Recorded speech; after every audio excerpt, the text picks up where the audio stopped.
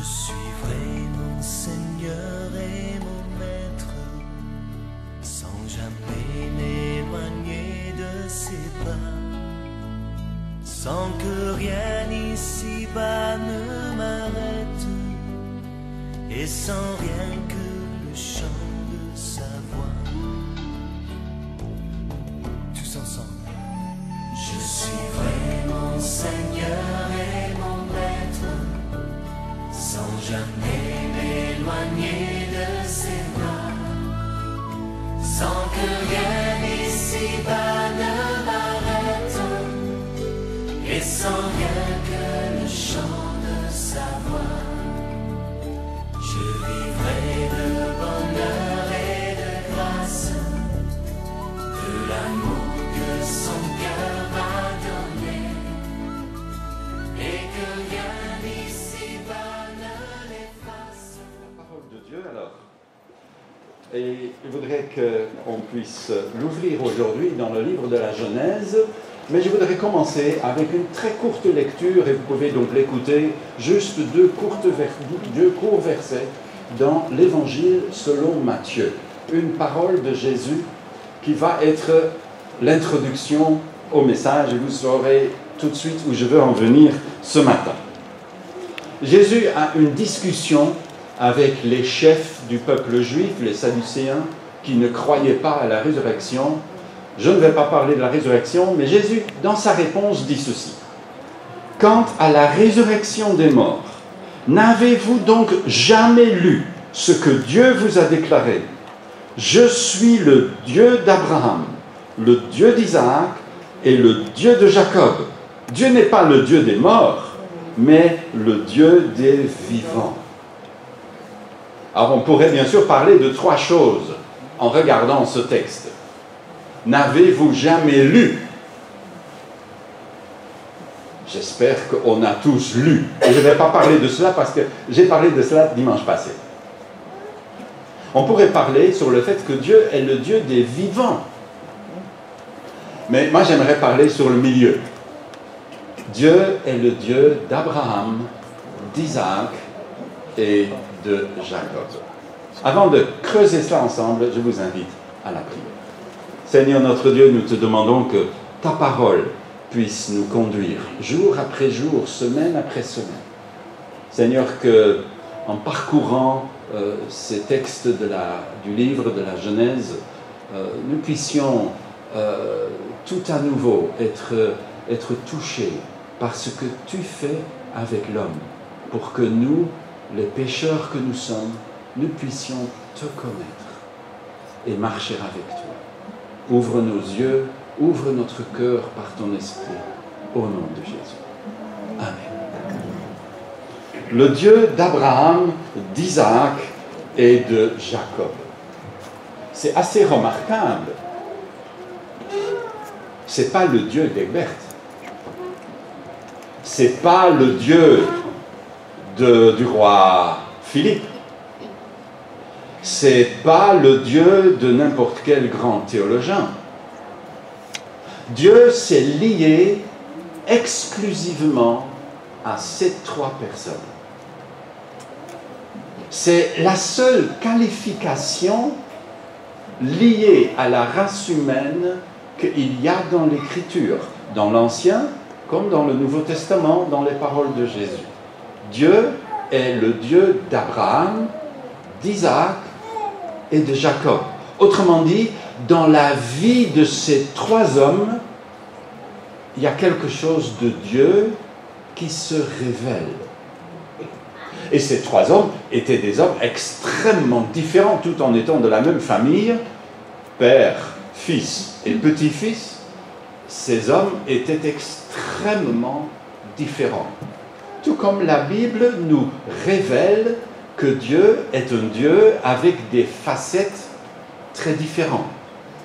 Et je pense qu'au travers de la loi, Dieu se révèle lui-même pour qu'on le connaisse de cette façon précise.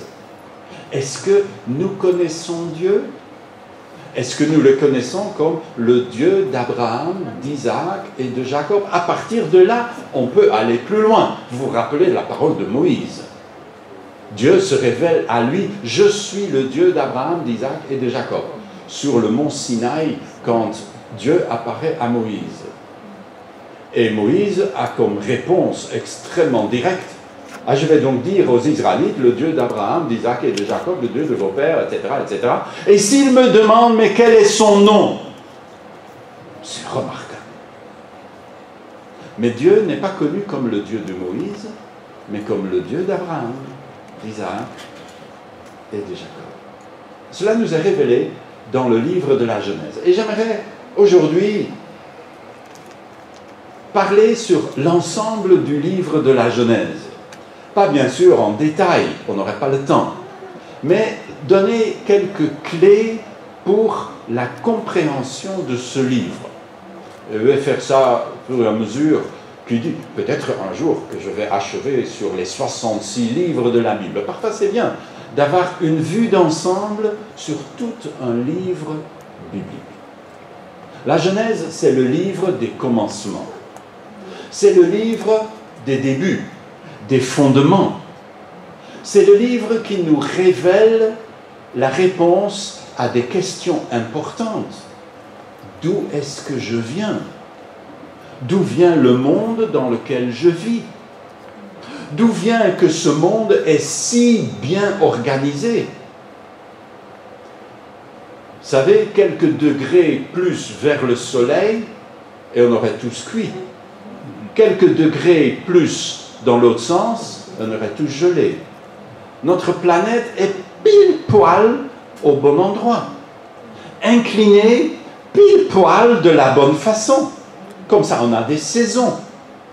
Comme ça, on cuit, mais pas toute l'année. On gèle, mais pas toute l'année. On a des saisons. Et ainsi de suite, je ne vais pas m'étendre. D'où vient le fait que notre monde, en étant si beau, est pourtant si mauvais? Pourquoi il y a le mal? Pourquoi ce monde devient invivable? Sans la Genèse, vous n'allez pas trouver de réponse. Les réponses sont dans la Genèse. D'où vient le mariage? Je ne sais pas si vous vous êtes jamais posé la question. Moi, je me suis posé la question.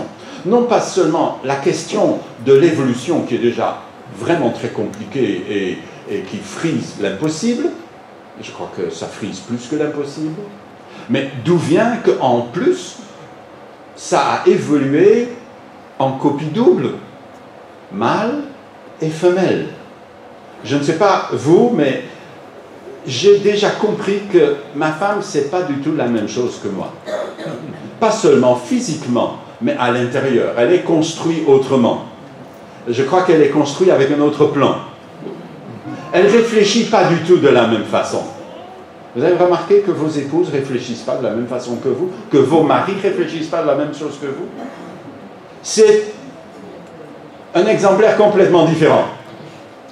Autrement dit, l'évolution, c'est encore 2 fois plus compliqué. Parce qu'il faut en plus expliquer, et je n'ai jamais entendu ni lu une seule tentative d'explication à cela. Jamais. C'est un sujet qu'on laisse de côté.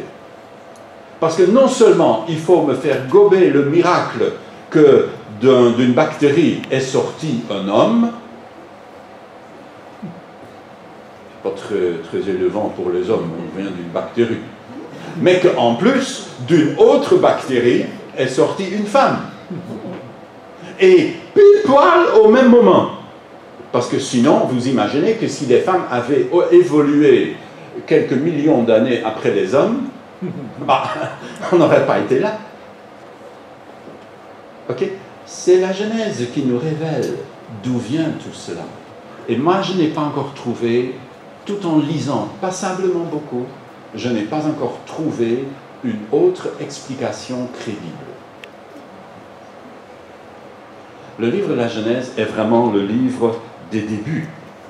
Nous y trouvons, dès le début, d'où vient le plan du salut. Nous découvrons comment être sauvés dès le livre de la Genèse et dans un texte que nous allons lire tout à l'heure. C'est le livre des débuts. Nous pourrions illustrer cela en une courte illustration. Le livre de la Genèse commence avec l'arbre de vie dans le paradis et se termine dans les tout derniers versets avec un cercueil fermé. Tout est dit. L'arbre de vie, c'est ce que ça aurait dû être la vie sur notre planète. Et en lieu et place, il y a un cercueil fermé. La mort rôde. Et nous le savons ô combien. Ça, c'est le livre de la Genèse. Alors, Dieu, après la chute, après l'introduction du péché dans la vie du premier couple, Dieu va, 10 générations plus loin, limiter toute la race humaine à un seul couple et leurs enfants. Noé, et c'est l'histoire du déluge. Puis, encore 10 générations plus loin, Dieu va faire un vrai nouveau début. Un nouvel Adam, une nouvelle Ève. Un couple qu'il va prendre du milieu de ce monde et auquel il va se révéler pour bâtir à partir de ce couple. Et comme Dieu aime les problèmes, il va prendre un couple stérile. Comme ça, c'est plus difficile. Et avec un couple stérile, il va bâtir un peuple. Il faut être Dieu pour un projet fou pareil. Les idoles auraient rendu les choses un peu plus simples, ils auraient commencé avec un couple fertile. Mais pas Dieu. Le vrai Dieu se connaît parce qu'il commence à agir à partir du moment où cela devient impossible. C'est là que vous reconnaissez le vrai Dieu. Les choses possibles, n'importe qui peut les faire. Dieu se spécialise dans l'impossible. Il devient le Dieu d'Abraham, d'Isaac et de Jacob. Il est donc tout d'abord le Dieu d'Abraham. Quand Dieu dit qu'il est le Dieu d'Abraham, il est tout d'abord le Dieu qui se révèle, le Dieu qui se laisse découvrir. Abraham était d'une famille, vous comprenez bien, protestante, évangélique, tout ce qu'il y a de merveilleux. Non, il est d'une famille idolâtre. Dieu aime les complications. Il ne va pas prendre le meilleur des croyants, mais il va prendre un idolâtre quelconque. Et Dieu se révèle, et Dieu lui dit, va. C'est presque le premier mot. Va. Je veux que tu quittes ta famille, ta ville, ta situation, ta civilisation, et je veux que tu ailles là où moi je vais te montrer. Je ne vais pas te donner l'adresse, et tu n'as pas de GPS, mais moi je vais te guider pas à pas. Fais donc confiance. Dieu commence par se révéler. Mais sans cela, personne ne peut avoir de la connaissance de Dieu. Voici ce que rappelle l'apôtre Paul quand il écrit à Timothée. Il dit ceci de Dieu. Il est le bienheureux, l'unique souverain, le roi des rois, le seigneur des seigneurs. Lui seul est immortel. Sa demeure est bâtie au sein de la lumière inaccessible à tous. Nul parmi les humains ne l'a vu de ses yeux et aucun ne peut le voir. Alors voilà, de nouveau, la difficulté est quand même assez importante. On est donc totalement dépendant du fait que Dieu se fait connaître, que Dieu se fait découvrir. Vous savez d'où vient le verbe. Quelque chose est couvert et puis tu vas le découvrir. Dieu se découvre. Il est voilé de lumière et Dieu se découvre. Dieu s'approche de nous parce que nous, on ne peut pas s'approcher de lui. Et Dieu vient trouver Abraham chez lui. Il ne ne va pas attendre jusqu'à ce qu'Abraham a fait un pèlerinage au lieu le plus sacré de son temps. Il le trouve chez lui. Et il se révèle, il se découvre.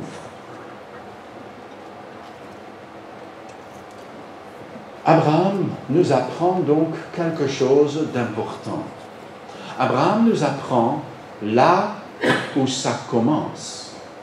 Ça commence avec Dieu qui me parle. Si Dieu ne me parle pas, je resterai ignare, peu importe mes prétentions. Je ne saurai rien. Je suis totalement dépendant de sa parole. Pour nous, c'est un tout petit peu différent dans le sens que Dieu a parlé à Abraham, je ne sais pas comment, mais je pense qu'Abraham a entendu de ses oreilles. À nous, Dieu nous parle par sa parole. Au temps d'Abraham, il n'y a rien de cela qui existait. Il n'avait pas les Écritures à disposition. Nous sommes dans une situation plus favorable. Mais c'est la même chose. Tu peux avoir ça dans ta bibliothèque avec beaucoup de poussière et Dieu ne te parlera jamais. Ce n'est pas automatique. Mais parfois, tu te mets à lire et tout à coup, c'est comme si tu entends la voix de Dieu qui s'adresse à toi, personnellement, et qui te dit des choses. On ira plus loin dans un instant. Il est le Dieu des vivants, dit Jésus, et il est le Dieu vivant. C'est la différence entre les idoles. Tu peux aller dans une église catholique et allumer 1000 bougies devant la statue de Marie, elle ne va jamais parler. Parce que c'est une statue de bois ou de plâtre. Et le bois et le plâtre, ça ne parle pas. Vous le saviez bien sûr. Vous pouvez aller en pèlerinage à Katmandou et essayer de vous mettre devant une statue de Bouddha. Il ne va pas te parler. Il ne va pas t'envoyer un coup de fil quand tu as oublié de débrancher ton téléphone. Les idoles ne parlent pas. Dieu, le Dieu vivant, il parle. Je vais patienter un peu, que vous puissiez trouver le bouton rouge. Vous passez longtemps et miracle, ça s'éteint. Voilà, ça sera mieux. Il y aura moins de concurrence. Il n'est pas un Dieu emprisonné dans mes idées. Ah, mais Dieu, je connais. Parce que j'ai entendu parler mon voisin, ou j'étais au catéchisme du curé. Non, non, tu ne connais pas. Par nature, personne ne connaît Dieu. Même si tu es né dans une famille évangélique, même si, au miracle, tu dis que tu es né sur les bancs de l'église. Je peux vous garantir que depuis 20 ans que je suis pasteur ici, il n'y a encore jamais quelqu'un qui est né sur les bancs de l'église. Hein. Mais on dit ça parfois. Mais tu peux être né sur les bancs de l'église et tu ne peux pas prétendre connaître Dieu pour autant. Si Dieu ne te parle pas, tu ne sais rien. Et ce que tu crois savoir est probablement rempli de fausses idées. Dieu doit se révéler. Dieu se révèle et dit à Abraham, va, mets-toi en mouvement. Tu ne peux pas rester sur place. Quand Dieu te parle, tu commences par te lever. Et Abraham se met en route. Dieu dit, va, et il va. Plus tard à Ésaïe, Dieu dit, va, et il va. Il a une vision de Dieu comme il n'a jamais eu de sa vie, et il ne peut s'empêcher de dire, Seigneur, quand Dieu dit, qui marchera pour nous? Et Ésaïe dit, parce que quand tu es devant Dieu, tu ne peux plus dire autrement. Me voici, envoie-moi. Et Dieu dit, va. Vous voyez, c'est l'Écriture dans la loi qui commence à nous révéler qui Dieu est. Là, dans le livre de la Genèse. Si tu n'as jamais lu le livre de la Genèse, il te manque quelques pièces essentielles du puzzle. Et tu as besoin encore de grandir dans ta connaissance de Dieu. Cette loi, nous dit l'Écriture, est parfaite. Cette loi nous redonne vie. Toutes ces affirmations sont dignes de confiance. Aux gens sans détour, elles donnent la sagesse. Alors plongez-vous dans la loi parfaite de Dieu. Ça veut dire commencer à lire la Genèse. Commencez au début. Si vous n'avez jamais lu, il est peut-être grand temps cet été de prendre un peu de temps. Il est le Dieu qui se découvre. Il est aussi dans la vie d'Abraham le Dieu qui donne. Tu ne peux pas lire beaucoup dans l'histoire d'Abraham pour découvrir qu'il est le Dieu qui donne. Abraham n'a rien que ce que Dieu lui donne. Il part comme un étranger, non pas à travers de la Méditerranée, mais lui il traverse le désert assez inhospitalier qui sépare Ur des Chaldées de la terre de Canaan. Et il arrive là avec des biens personnels, mais il est un étranger, il n'appartient pas. D'ailleurs, il est traité comme un étranger, parfois avec beaucoup d'égards, mais quand il veut acheter un tombeau pour sa femme, on lui vole sérieusement. Quand il dit « on va te le donner ». Non, moi je ne veux pas du don, moi je veux acheter. Et quand vous commencez à calculer le prix, on l'a eu. On se dit celui-là, on va le voler. C'est comme ça qu'on fait avec les étrangers, mes amis. Que cet étranger soit de notre continent ou qu'il soit tout simplement de la tribu voisine. J'ai connu ça comme ça en Afrique, où on avait l'habitude de voler les gens qui étaient juste de la tribu voisine. Et on te l'embauchait pour faire du travail et le jour du paiement, on te renvoyait à vide. On dit, allez, va-t'en. Tu as mangé et tu as bu pendant tout ce temps, c'est déjà bien bon. L'esclavage n'est pas une invention européenne. Parfois on croit ça. Mais le cœur humain est le cœur de quelqu'un qui exploite facilement son semblable. Dieu est un Dieu qui donne. Laissez-moi lire en Genèse 15, les premiers 6 versets. Après ces événements, l'Éternel s'adressa à Abraham dans une vision. « Ne crains rien, Abraham, lui dit l'Éternel. Je suis ton protecteur et ta récompense sera très grande. » Abraham répondit, « Éternel Dieu, que me donnerais-tu? Je n'ai pas d'enfant. Et c'est Eliezer de Damas qui héritera tous mes biens. » « Tu ne m'as pas donné de descendance, poursuivit-il. Et c'est un serviteur attaché à mon service qui sera mon héritier. » Alors l'Éternel lui parla en ces termes. « Non, cet homme-là ne sera pas ton héritier. C'est celui qui naîtra de toi, qui héritera de toi. » Puis Dieu le fit sortir de sa tente et lui dit, « Contemple le ciel, compte les étoiles, si tu en es capable. » Et il ajouta, « Tes descendants seront aussi nombreux qu'elle. » Et Abraham fit confiance à l'Éternel, et à cause de cela, l'Éternel le déclara juste. Là, vous avez le chemin du salut dans toute sa simplicité. Prendre Dieu au mot et dire « Je te fais confiance à toi ». Et pas aux 1001 voix qui essayent de me harceler à gauche et à droite. Mais c'est à ta voix que je vais prêter foi. Vous avez d'ailleurs lu cette réponse que Abraham fait à Dieu. Que me donnerais-tu? Tu t'imagines dire ça à Dieu?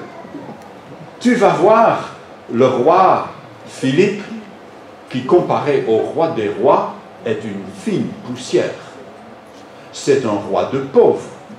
Mais bon, tu vas voir le roi Philippe, et le roi Philippe te dit, mon ami, j'aimerais vous faire un cadeau. Sûr, que me donnerais-tu? ce n'est pas vraiment la réponse auquel il s'attend. Que peux-tu me donner? Je n'ai même pas d'enfant. Dieu va lui donner. Je n'ai pas de pays. Dieu va lui donner. Tout ce qu'il a, Dieu le lui donne. Que me donnerais-tu? Paul dira plus tard aux chrétiens de Corinthe, tout est à vous. Et vous êtes à Christ, et Christ est à Dieu. Vous avez tout parce que vous êtes à Dieu. Nous sommes au bénéfice d'un Dieu donateur, qui nous donne la respiration même qui remplit nos poumons, qui met la vie dans nos corps faibles, qui met la pensée dans notre cerveau. C'est Dieu qui pourvoit dans tous nos besoins. Il est le donateur. Qui est le donateur dans votre vie? Ne dites pas trop vite, « Oh, mais c'est Dieu, monsieur le pasteur !» Parce que parfois, on va un peu trop vite. Si vous avez votre Bible ouverte à Genèse 15, regardez au verset juste avant, à la fin de 14.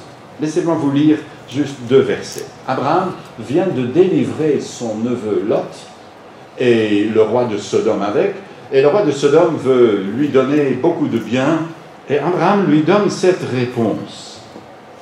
Verset 22. « Je jure à main levée vers l'Éternel, le Dieu très haut, qui a formé le ciel et la terre, que je ne prendrai rien de ce qui t'appartient, pas même un fil ou une courroie de soulier, pour que tu ne puisses pas dire, j'ai enrichi Abraham. » Tu vois, Abraham a pris une décision.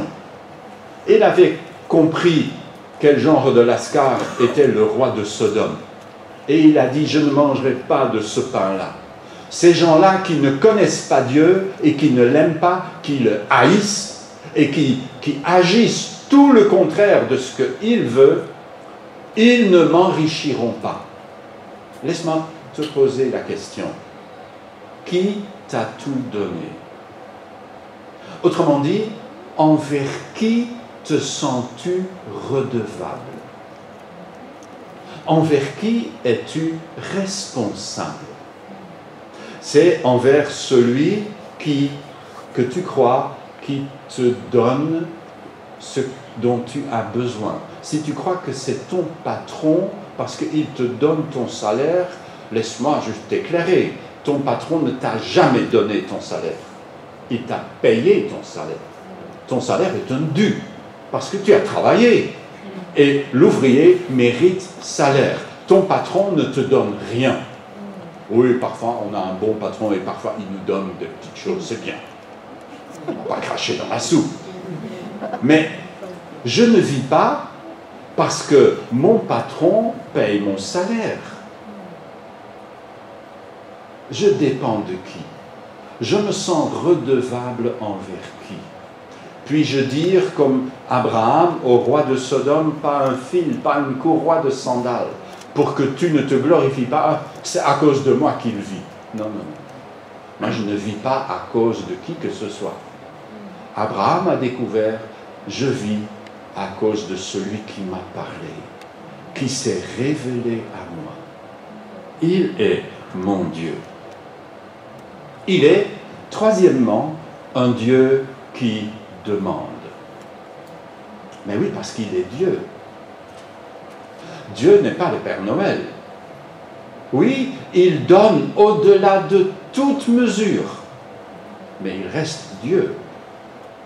Et quand enfin il donne le Fils tant attendu, et que Isaac naît, quand Abraham a 100 ans, et Sarah, sa femme, en a 90, et que c'est pas vraiment possible, alors Dieu va lui faire la demande la plus difficile auquel Abraham a jamais été confronté.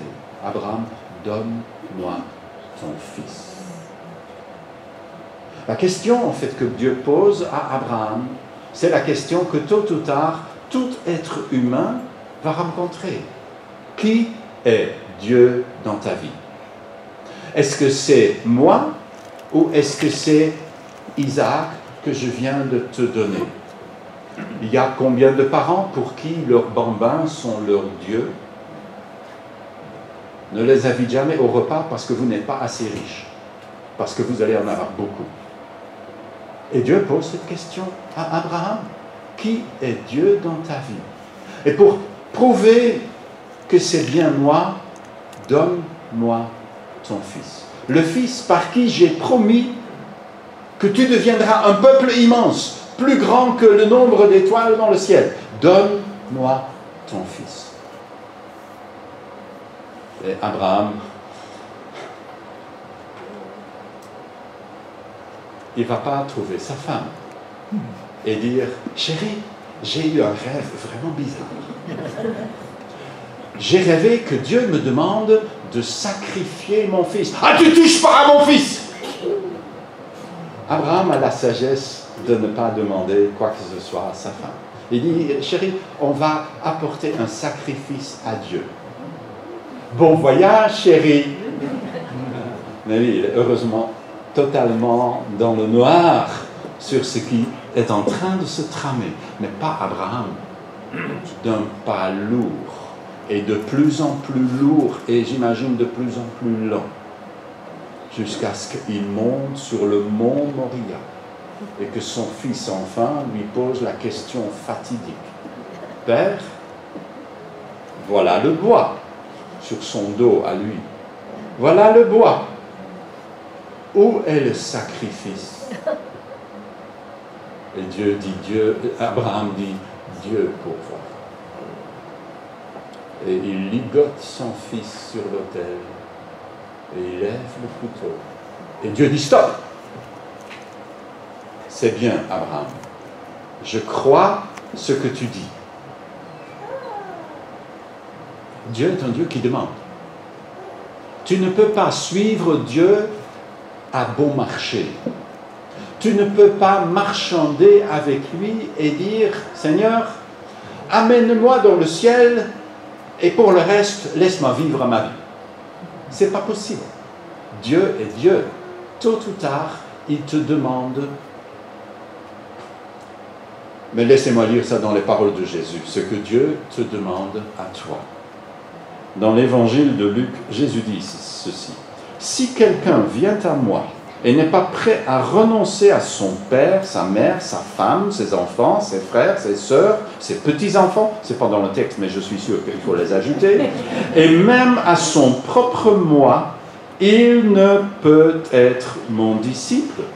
Celui qui ne porte pas sa croix et qui ne me suit pas ne peut être mon disciple. » Jésus fait tout simplement, dans d'autres paroles, demander, exiger ce que Dieu a demandé à Abraham. Donne-moi ton fils. Donne-moi ce que tu as de plus cher. Donne-moi ce qui risque d'être Dieu dans ta vie. Parce que moi, je dois remplir tout en toi. Ou alors, je ne serai pas là. Je suis Dieu. Je ne suis pas un copain. Dieu se révèle. Il est le Dieu d'Abraham. Sur Abraham, bien sûr, il y a beaucoup à dire. Sur Isaac, il y a moins à dire. Contre tous les chapitres de Genèse 12 jusqu'à Genèse 24 de la vie d'Abraham, la vie d'Isaac, c'est assez court en chapitres. Alors, juste quelques leçons rapides. En Isaac, Dieu se révèle comme un Dieu, je ne sais pas si je peux oser dire ça, tellement que c'est étonnant, un Dieu dépendant. Si en Abraham, Dieu se révèle comme le Père, en Isaac, Dieu se révèle comme le Fils. Regarde la vie d'Isaac. Il n'a jamais fait grand-chose de sa vie, ce garçon. Du moins, pas grand-chose d'original. Il est entré dans les biens de son papa. Tout le chemin était tracé. Son père a fait tout ce qu'il y avait de plus difficile. Et Isaac n'a eu qu'à suivre. Même comme son père, lui aussi, tombe sur une femme stérile. Femme que d'ailleurs c'est son père qui va la faire chercher. Isaac n'a besoin de rien. Il est totalement dépendant de son papa. Et c'est son papa qui lui fait amener Rebecca, sa femme. Et Rebecca est stérile. Mais il ne va pas poireauter des années, des années et des années. Il prie et il reçoit. Et Rebecca a des jumeaux. Quels jumeaux? Mais ça, c'est une autre histoire. Mais la vie ne semble pas difficile pour Isaac. Il est dépendant. Il sait que tout lui a été donné. Est-ce que c'est comme ça dans la vie de Dieu? Oui, quand Dieu se révèle dans le Fils, vous découvrez un Dieu dépendant. Ma nourriture est de faire la volonté de mon Père. Je ne fais rien de moi-même. Je fais ce que mon Père veut que je fasse. Dépendant. Il ne vient pas ici établir son royaume à lui. Quand finalement il recevra le royaume, il le recevra. Son Père le lui donnera. C'est encore l'avenir. Dépendant. Faible, vous diriez. Oui, regardez la vie de Jésus et vous verrez quelqu'un de faible. Faible au point que des hommes ignares lui crachent au visage. Et que d'autres tout aussi ignares prennent des clous et un marteau et l'attachent à une croix cruelle. Faible, dépendant, étonnant. Isaac était comme ça. Même plus tard, quand il y a chamaille avec les voisins et qu'il ne veut pas faire la guerre, il ne veut pas faire le difficile, il se retire et il va creuser un puits et puis le texte dit en fait il débouche les puits que son père avait déjà creusés. Ça c'est Isaac. Pas un faiblard, mais quelqu'un de dépendant. Et il représente le Fils. Un Dieu héritier. Jésus héritier, mais Jésus le dit lui-même. Dans la parabole des vignerons, il dira, et il parle de lui, « Voici l'héritier, celui qui doit tout avoir, tuons-le, et la vigne sera à nous. » C'est bien sûr dans les paroles de Jésus, l'image de la croix qui se dessine à l'horizon. Il le savait bien. Il est l'héritier, comme Isaac, qui n'a jamais dû se battre pour obtenir. Tout lui est donné. Quand il y a famine dans le pays et qu'Isaac pourrait être tenté de faire comme son père et d'aller en Égypte, Dieu le prévient.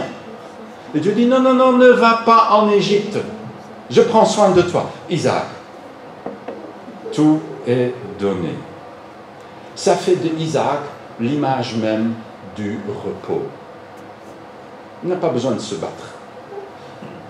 Il peut être paisible parce que tout est donné. Dieu est comme ça. Dans le Fils, il nous donne tout. Je peux vivre dans le repos parce que Dieu m'offre tout ce dont j'ai besoin. Et puis finalement, un Dieu qui se sacrifie. Qui eût jamais cru qu'un jour les mots Dieu et se sacrifier allaient être dans la même phrase.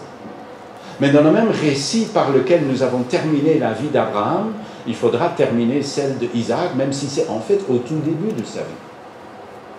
Parce que c'est quand même lui qui entend dire par son Père, c'est toi le sacrifice, l'agneau dans lequel Dieu pourvoira, mon fils, c'est toi. Et Isaac ne se rebelle pas. Isaac ne commence pas une révolution. Isaac continue son chemin. et sans résistance se laisse ligoter sur l'autel. N'est-il pas l'image de celui dont il est dit « Voici l'agneau de Dieu qui ôte les péchés du monde, qui se donne en sacrifice, pas par le forcing, mais par le don. Je suis venu pour ça, dira-t-il. » Et c'est en Isaac que Dieu se révèle comme le modèle à suivre. Le modèle Dieu, c'est Jésus. C'est à raison que nous chantons « Te ressembler, Jésus. C'est mon espoir suprême. » Et puis, le Dieu de Jacob. Dieu ne s'est pas arrêté à Isaac. Je suis le Dieu d'Abraham et d'Isaac. Point. Celui-là, non, je suis aussi le Dieu de Jacob. Jacob, c'est celui qui perd tout et qui le retrouve. Jacob est celui qui gâche tout et qui trouve le pardon et une vie nouvelle. Jacob, c'est celui qui, par pure stupidité, il est stupide comme un être humain. Vous êtes des êtres humains? Bon, vous avez le qualificatif. Nous sommes comme ça. Nous perdons si facilement ce qui nous est gracieusement donné. Tout lui est donné, à Jacob comme à Isaac. Dès avant la naissance, Dieu dit à sa mère, c'est le plus jeune qui sera le plus grand. Tout lui est donné. Et il va se dire, pauvre Dieu, il n'est pas capable. Si le but était de tout me donner, il aurait fait de moi l'aîné. Mais comme je ne suis pas l'aîné, je suppose que je vais devoir me battre pour obtenir ce que Dieu veut me donner. Et combien il y a des gens comme ça? Dieu veut me donner tout, mais moi je vais me battre. Ça s'appelle le salut par les œuvres. Pour que Dieu puisse me sauver, il faut quand même que je fasse ceci et cela et autre chose. Parce que sinon, Dieu ne me le donnera pas. C'est comme si tu donnes un cadeau à ton fils, mais si tu n'es pas ça, je ne te le donne pas. Hein? Et nous croyons que Dieu est comme ça. Mais Dieu n'est pas comme ça. Jacob va tout perdre. Parce qu'il va voler son frère, il va mentir à son père, et il va devoir fuir comme un criminel qu'il est en réalité. Il va tout perdre. Et en Jacob, qu'est-ce que Dieu révèle de lui-même? Eh bien, le Dieu de Jacob, c'est le Dieu qui nous discipline. C'est pas agréable. D'ailleurs, la Bible le dit. Être corrigé par son père n'est jamais un plaisir pour personne. Hébreux 12 dit ça. Non, être corrigé, c'est dur. Mais on en a besoin. Et en Jacob, Dieu se révèle comme le Dieu qui délivre. Si en Abraham, il se révèle comme le Père, en Isaac comme le Fils, vous avez compris. En Jacob, il se révèle comme le Saint-Esprit. Le Saint-Esprit qui n'est pas là pour se révéler lui-même. Il ne parlera pas de lui-même, dira Jésus. Il n'est pas là pour qu'on soit tout le temps en train de parler de lui. Il est là pour que la réalité du Père et du Fils prenne forme en nous. Et combien Dieu a dû lutter avec Jacob pour que cela prenne forme en lui. Littéralement, dans le torrent du Yabok, Dieu se met à lutter avec Jacob. Et Jacob est tellement fort, parce que la chair est tellement forte, que c'est Jacob qui a le dessus. Plus fort que Dieu. Jusqu'où peux-tu tomber bas? Si tu deviens plus fort que Dieu, prends garde à toi. Ça, c'est Jacob. Et Dieu lui touche la hanche parce que l'Esprit de Dieu veut une chose, et ne nous trompons jamais là-dessus. Dans l'histoire de Jacob, l'Esprit de Dieu veut que Jacob meure pour que Israël vive. Et dans ta vie et dans ma vie, c'est comme ça. Il veut que Jacob, ma chair, mon vieil homme, l'homme que j'étais sans Dieu ni Christ, il veut que cet homme ou cette femme meure pour que puisse vivre l'homme nouveau, la femme nouvelle, celle que Dieu a créé à l'image de Jésus-Christ. Nicodème, tu dois naître de nouveau. Sans cela, tu ne peux pas entrer dans le royaume de Dieu. Et c'est comme ça que Dieu se révèle en Jacob. Dieu qui veut que je meure pour que je vive. Et trop d'hommes veulent vivre et pas mourir. Et ils vont donc mourir éternellement. Ça, c'est l'enfer. Non, Dieu veut que je meure maintenant pour que je vive éternellement. Et c'est son esprit qui va faire ça en nous. Il va nous discipliner. Regarde la vie de Jacob et tu verras la discipline du Saint-Esprit dans la vie de Jacob. Dieu l'envoie chez tonton Laban, un pire voleur que lui. Mais c'est pas comme ça que Dieu fait souvent. Ah, tu veux pas? Ben, je vais te donner entre les mains de quelqu'un pire que toi. Israël découvre ça à son horreur. Lisez le livre de Habakkuk. Un jour, je vous ferai le résumé de Habakkuk. Et Habakkuk dit à Dieu, mais Seigneur, les Babyloniens, ils sont pires que nous. Oui, oui, tout à fait. Ah, oui, ça c'est l'école. Puisque tu ne veux pas autrement, c'est comme ça. Et Dieu est comme ça. Il permet qu'on tombe entre les mains de maîtres bien pires que nous. Non pas pour que nous nous plaignions, mais pour que nous mourions. Et que nous puissions revivre. Pas, je veux dire, mourir physiquement, mais mourir quant à la chair. Mourir quant au péché. Pour que l'homme de Dieu, la femme de Dieu, en nous, puisse vivre. Dieu veut que Jacob meure pour que Israël vive. Et plus tard, vous verrez, Jacob va disparaître peu à peu. Jamais tout à fait. Comme jusqu'à notre mort, la chair ne va pas disparaître tout à fait. N'ayez pas des fausses idées. Vous n'allez jamais en être totalement quitte. Jacob sera toujours encore un peu là, mais c'est Israël qui va dominer. Mais Dieu n'est pas seulement le Dieu d'Israël, mais il se révèle comme le Dieu de Jacob.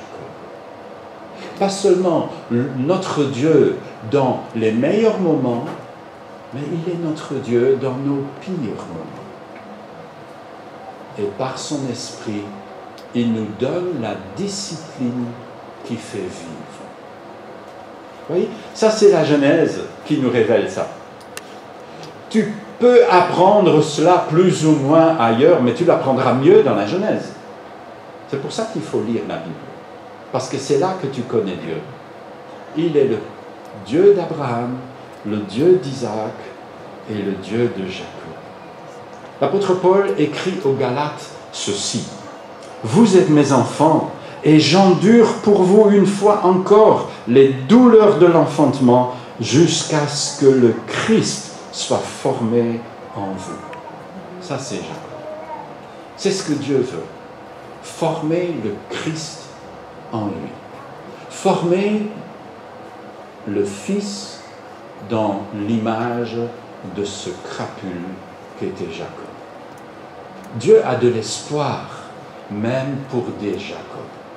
Alors il y a de l'espoir pour chacun de nous. Il veut être le Dieu d'Abraham, d'Isaac et de Jacob.